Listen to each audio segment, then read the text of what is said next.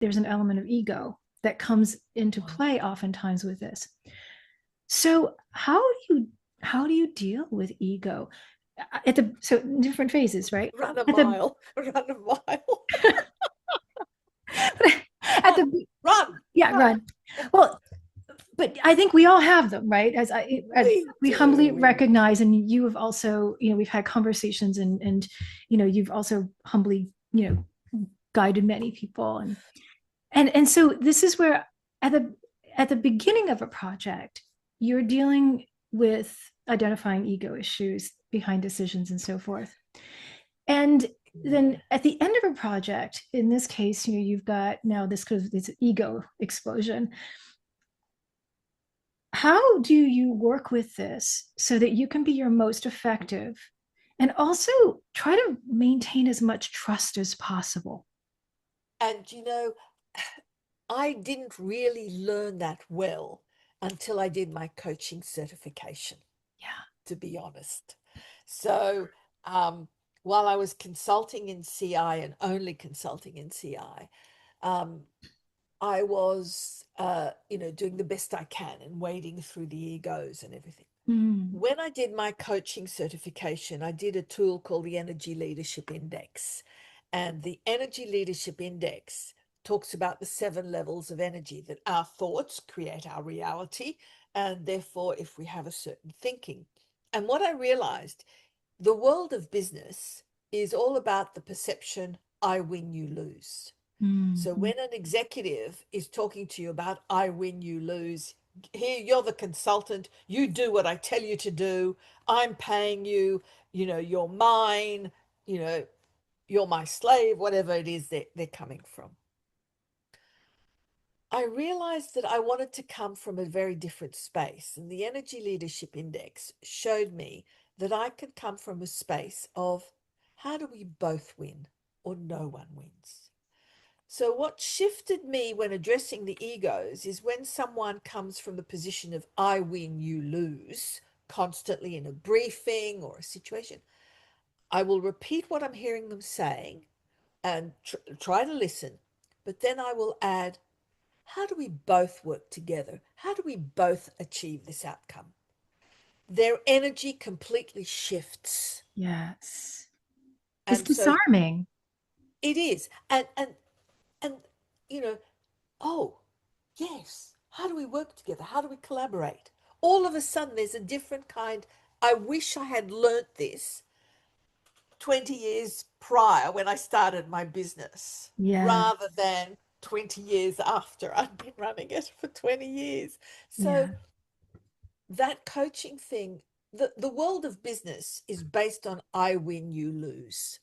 Everyone, corporations, we're seeing it with AI, we're seeing it with everything nowadays. I win, you lose. Some people, though, are trying to come from the perspective of how do we both win? How do we Hmm. walk together in this situation? If we don't learn how to work together or, play together, we both lose.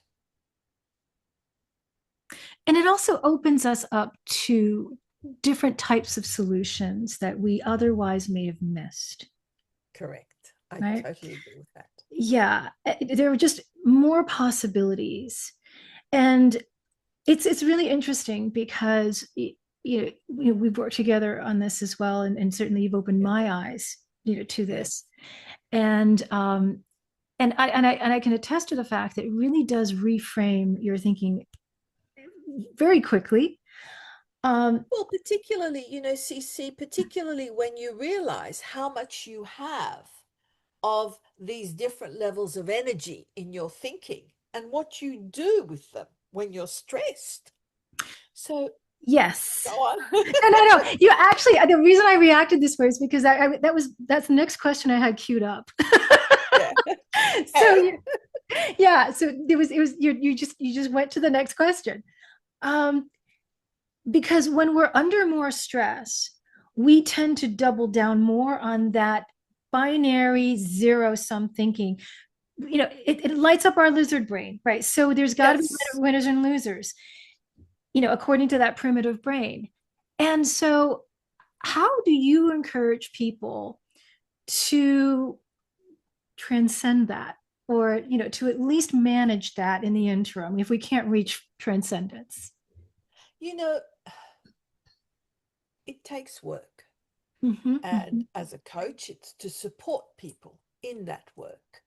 So a lot of people uh, will have I win, you lose, because that's the world of business and life in general.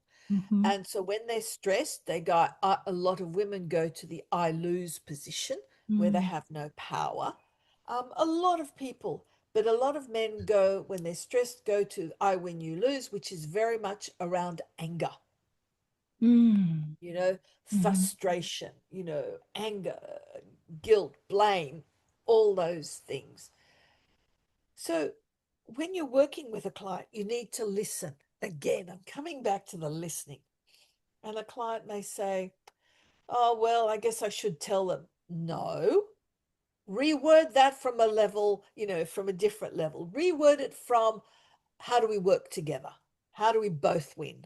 mm-hmm, And so you're reinforcing it with clients while they're talking about situations and how they would handle them. And mm-hmm, that's the only way. It takes mm-hmm. time Yeah. and to show them, because people learn when you show them something. Yes. Yes. Yeah. And it also depersonalizes to a degree. So it Yes. helps Well, to release their ego from the equation than if you pointed out a failure or you point out something, right, that could there's no need. lead Yeah. to, yeah. There is, in my book, there is no such thing as failures. There are Mm-hmm. only lessons learned. Yes. Yes. So, Yeah. and as I said, the key thing for a client is understanding and listening to what is blocking, making better decisions as a leader for an organization or as a leader of their own lives. Mm-hmm. That's Mm-hmm. all. And so now I'd like to shift. We've been speaking about the individual at the individual level. And I know that you mentioned that decision making occurs at the individual level. But when we're looking at organizations, you've worked with, all these leading companies. Yeah. What have you observed about the ways decisions tend to get made, or the ways that we tend to miss decision making inside these larger organizations? Culture is a big, big framework Mm-hmm. in which things are done. So we need to understand the context. And I'm of the firm believer that the leader will always set the culture. So if they walk past something that's wrong, the culture will take it on. Mm-hmm. If they say, no, this is not good enough, the culture will take it on. So I love that expression, the buck stops here. Always, it's the leader. Mm-hmm. So if the leader is narcissistic, psychopathic, sociopathic, the culture will be that. Mm-hmm. It will default to that. Yeah. If you have a leader who, and I look at Steve Jobs, who, because I worked at Apple for a while, and he was known for throwing things against the wall, and this is rubbish, and so he's very dictatorial. He was a very difficult CEO, but because he delivered results, he got away with a lot of shit. Which And happens so often. I know, I know. It doesn't mean they're a good leader.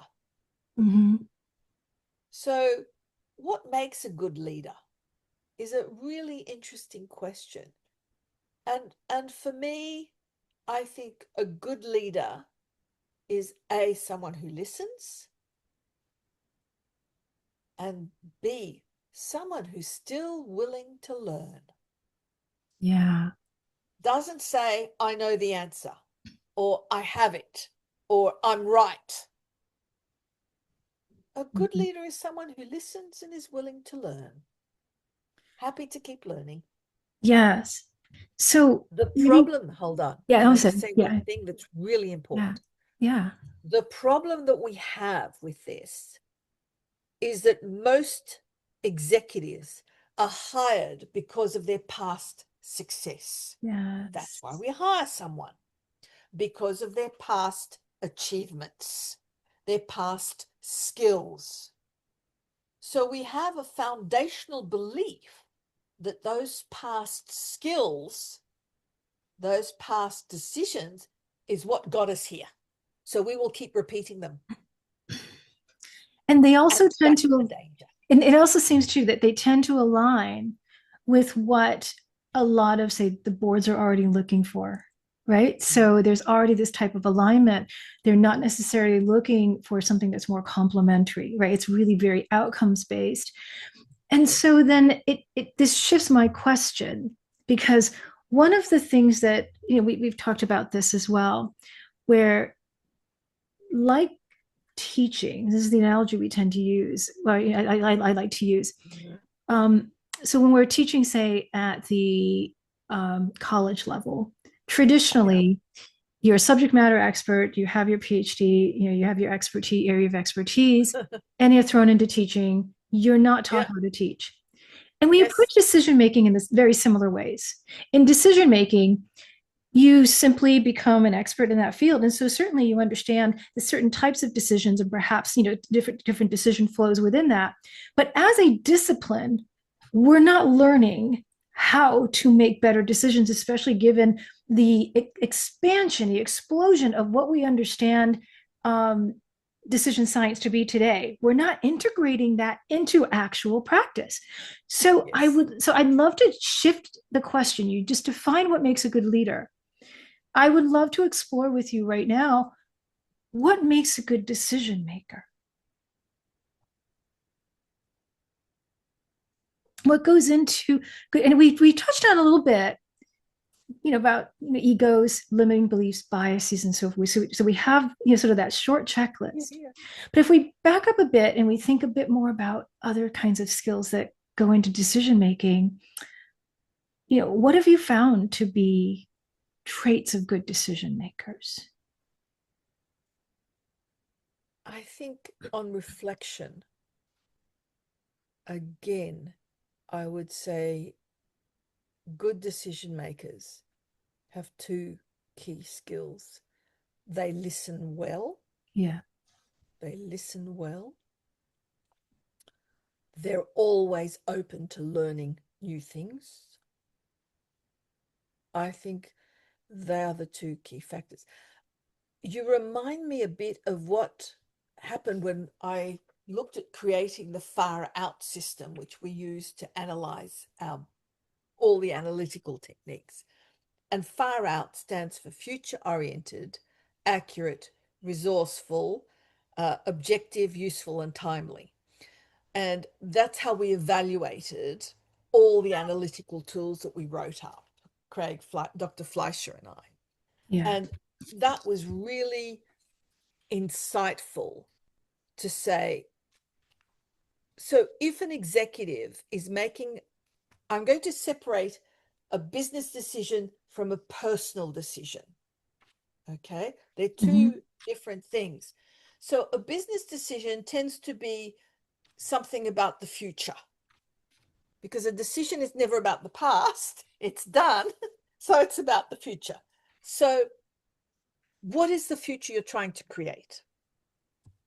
How accurate is the insight? Have you put enough resources behind it to get the insight that you need? If it's a future orientation, is it that you're going to buy a company for $100 million? Have you really spent the right resources to get the as best an accurate picture of what is likely to come down the future track? Is the information objective? Is there lots of bias in it? Are there blind spots? Is this information useful? Well, yeah. And is it timely? It's no good being told I should buy shares in Apple 10 years after, or 3 weeks after the price has gone up or dropped or whatever. It's the same with AI. So with AI, it's the question, how will AI help your business in the future? Your decision to use AI, is the future clear to you? And how accurate is the information you're getting about the AI systems that you need to put in your organization? Are you spending enough resources to understand what the AI can and can't do to your customers, for example, or your Mhm. staff? Mhm. Is the information objective to help the organization go forward? Mhm. Um, Useful, of course, you hope it is, and timely, or have you missed the boat? So if you've missed the boat, what is the next stage you need to leapfrog? Right. So for me, FAROUT was a really good indicator of decision making Yes. for organizations. It's Yeah. irrelevant. It's not the same for individual. It's not that it's irrelevant. It's just not Yeah. So I just putting want the to, so here, I just don't know if the camera can pick up yeah, all of it, but if you have multiple dimensions, and this is a rubric that you've developed so that yes, it's a scoring mechanism. So people can basically absolutely. look at, yeah, and I regret that we don't have Yeah, a but better it model, enables but it's in this book for sure. And yes. the other book that I just showed you as well is out of print. So, so if you can manage to find that, But they can get some of the tools, they can download them off online. yes, Analysis, we've got a website called with analysiswithoutparalysis.com. So if they want to go, they can download some of the tools or download the Analysis Without Paralysis book. fantastic. And so, what inspired you to create the far out method in the first place? For you to say, yeah, we need this, because I thought it was genius. First time I saw this, it all fell into place for me. I have to say, I developed it when doing my MBA and studying strategy. So that's when we did. So I was sitting in class. We're talking. I remember the teacher Robert Bruce, who's since passed away, and we were looking at. He was looking at strategy, and we were looking at Apple Smart and all of. And I said, that's not quite right. And I was brainstorming with some other students, and and far out came up because some said future oriented for strategy, others and then I played with the letters, and came up with far out. I love it, and it's such an elegant model to use. There's a simplicity behind that that makes it so accessible, and I wish that more people were aware of it. The issue is that I think most executives are not aware that there are over 200 different kinds of analytical processes Yeah, available to managers.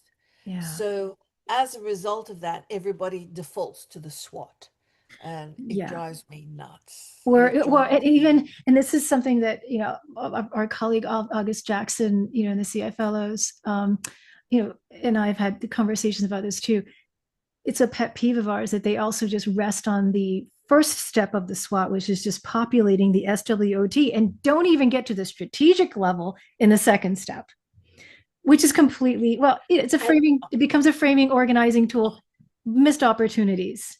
well, I tell when I teach in the MBAs, when I've been teaching in MBA programs Hmm.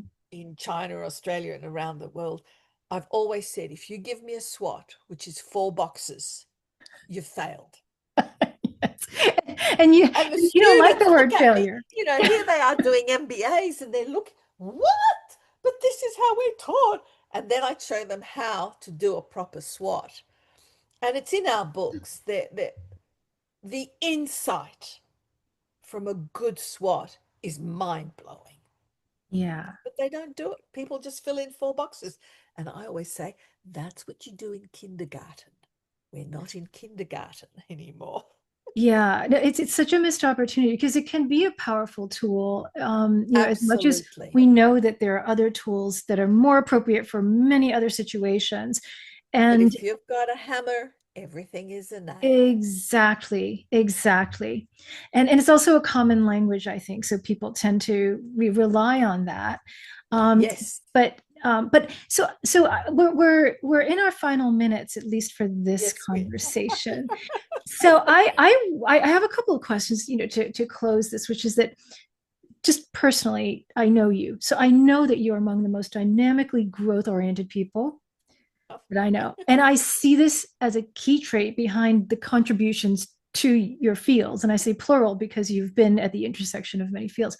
So, how has this growth orientation shaped your work and supported your own decision evolution and growth? Because Now, you just came back from another conference where you earned another certificate yeah. days ago. So I'm going to share something which I've never really shared before. So we were asked to do in the exercise last week, I am. So a lot of people wrote different things like I am boring, uh, you know, it was how we saw ourselves. And Mm. my expression, which I've had most of my life, was I am not good enough. So, and other people had I'm not good. There was I'm boring. Lot of people, in the thing. And I wanted to understand. So this comes back to what we said earlier. You've got the stimulus and the response. Mm-hmm. So here I am. My stimulus is something happens. I'm not good enough. I can't do this. Oh, will I be interesting for CC to interview? Should I, all that kind of stuff. I'm not good enough. And so my response is to back off or to say no, which is what a lot of people do. So, what is it between the stimulus and I'm not good enough? What's happened in that gap? What has been my hook? And I must admit, I was really shocked to uncover what my hook really was. And that's my story of my book, of me as a book, is I have always felt dismissed as a woman, as an only female child. So I've always had to prove myself, go beyond. And that's why I was lucky to find Craig Fleischer to work with me. Um, this wonderful community. I've had to overachieve in order to say I'm good enough. But what it really was to say, don't dismiss me. I Right. exist. And here's the irony that so many of us who've followed you early in my career, it was one of the first books I got because, to learn from you. And never in a million years, at the time, would I have thought that this was the driver behind all of this excellence, right? It's a And it humbling was. thought. It's an inspiring thought as well, Yeah. because I think more of us share these things than we openly admit. Um, and so I really appreciate your opening up this way. And then it also reminds me when we were talking about what makes good decision makers. You had mentioned a couple of traits that you think are important, right? Listening, growth, and I will also add one more now in Ooh, listening to you speaking and just looking at the patterns of the conversations we've had. And I will add openness, that yeah. they are open to receiving, right? To also open to different perspectives and possibilities. You can define that in different ways depending on the individual. But I think that But as isn't I'm openness, sorry to interrupt you, but sure, isn't openness all about growth? it is, but I think that you can also be open to different kinds of information and ideas that isn't necessarily about your inner growth, because you can be open, because when you're making a decision, it's an Yes. external, like it's affecting the external. Growth is affecting the Yes. individual and internal. So I just want to make that distinction because, Okay. Okay. I yeah, see where you're because coming from. if we are in an official executive the managerial role, it's not necessarily about our own growth. That certainly is a part of it, I think, in terms of who we are as decision makers. But for that problem we are seeking to solve, or for those questions, oftentimes these are not Then related to ourselves. We still need to be open. For that openness, though, does go both ways. It affects the growth, as you identified, but it also keeps us open to new possibilities, new inputs, new signals, right? yes, New ideas, especially now as AI is coming into play. It's rewriting playbooks, yeah, right? The old playbooks don't yes, apply. So the yes. openness is even more important. So as I hear you speak, as I have known you and spoken with you over the years, I see the growth, but I also just see this openness as well, Yeah. of spirit, of mind, these different Yes. levels. Thank you. So with Thank you. that, I maybe want to kind of drill down a couple of final questions. So what inspires you? What inspires you to keep growing, to be open? Other people, People. other people, seeing people learning, seeing people opening, seeing people change. Mm.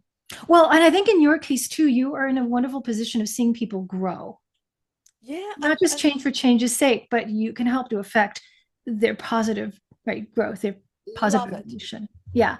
And so then what is next for you? What are you doing next, or what are you learning, Ah, or what's up for and this is that? really interesting. And I think this has got to be another conversation completely. Okay. So, one of the things that as we get older, I think one of the things we all struggle with, and I'm hearing it more and more, is how do we matter after we leave work? Yes. And that is my next journey. So I'm still coaching and everything, but I'm saying, well, how do I matter in the next 10 to 15 years? So that will also dovetail very nicely with our next scheduled interview, because we're going to be talking about your leadership energy coaching in our Yes. overall personal health and wellness context. Yes, So that's we'll right. continue there for sure, but we may also do a separate, deeper dive. And so with that, is there anything else that you would like our listener or community to know or to consider that I haven't asked? What would you like to leave them with? I just like them to leave them with a thought. You are complete as you are. Hmm. Hmm. You are complete. It's just your thinking's getting in the way. So Yeah. stop it. So, because inherently that will just open up to better decisions, because when you are not encumbered by all of these, sort of Gales. weights, Remember, they're scales, gales. yeah, When you're not encumbered with the it gales, creates more clarity. It creates just more absolutely. clarity. Okay, And the I good love news that. is you are complete. Yeah, I love That's leaving people with that. And so, as a way to wind down, that I just want to mention that Babette provides executive leadership coaching, as you've been hearing, but also for those of you who are not working with her just yet, you also publish a newsletter. So, can you tell us a little bit more about the letter that? the newsletter is on LinkedIn, Yes, and they can subscribe to it, and it's all about decision making. it is. And so, And where? I've started on Substack as well. Fantastic. And so just look for Babette Bensoussan on LinkedIn, That's because it. there is no other. And That's it. yeah, inimitable. And then also we can also find you. Do you also have a full suite of The website is website and all of that? babettebensoussan.com.au, Exactly. analysiswithoutparalysis.com are the books. Fantastic. And I'm happy to answer any emails either as well. Wonderful. Yeah. And your LinkedIn website is, I'm sorry, your LinkedIn profile is really complete too. So we can find you in all of Yes. your wonderfully, Thank insightful, you, delightful CC. Thank incarnations. you. Thank you. I Thank love you. working with you. Oh, always. And I feel so privileged. And thank you so much for having this conversation with me, and just sharing what I've been able to see on a near weekly basis, to be able to share this with the broader community. And I do look forward Thank to you. additional conversations, because just with so much of this, we are just scratching the surface. Yeah. And you're always growing, so we're always trying to catch up with that. We're all growing. As long as we keep Yes, growing, we're right. I love it. I love it. Thank you. Thank Thank you. you so much. Take care. And for everybody, stay tuned. We will keep posting notifications on LinkedIn as well to update you on when our next post will be. Also, just keep tuned into a YouTube, subscribe, and that's also a wonderful way for you to be able to keep up to date on additional videos that we'll be sharing with you. So thank you all. Have a good day.